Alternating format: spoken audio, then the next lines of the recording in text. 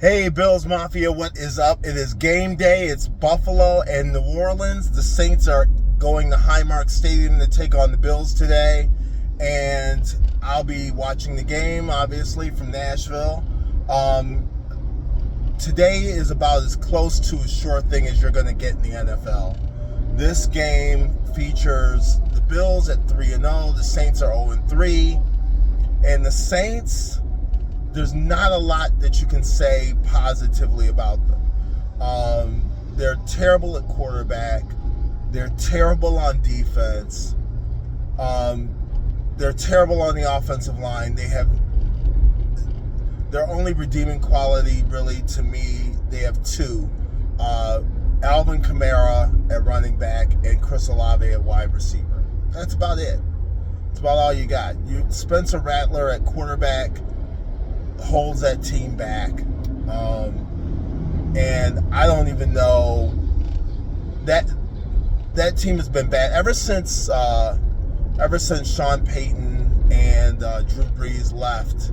That team has been in disarray, and they don't seem to know how to bring themselves out of it.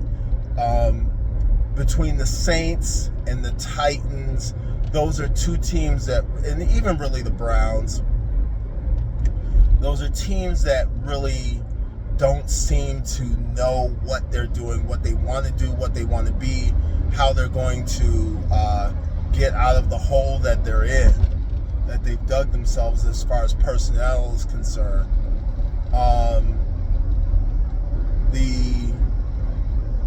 The Bills, as for the Bills today, I would not expect too much of an issue. The Bills do have some injuries.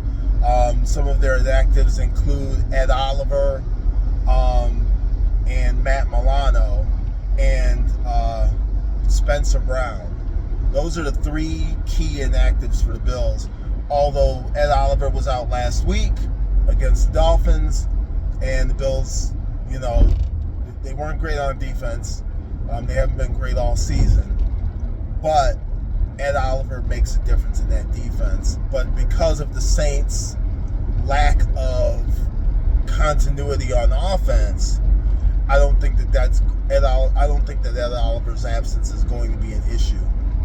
One of the things that I find very interesting is Landon Jackson, the defensive end who was drafted by the Bills this year out of Arkansas, is still inactive. He's been inactive for every game this season, even when it seems like the Bills should have somebody like him in there. I don't know what the situation is, but I think he was, if I remember correctly, he was drafted in the third round. And for somebody who was above fourth round and above, he was drafted at least in the fourth round. I can't remember if it was third or fourth, but anyway, for somebody to be drafted at that position and to not play a single down in the regular season, that seems like it's an issue.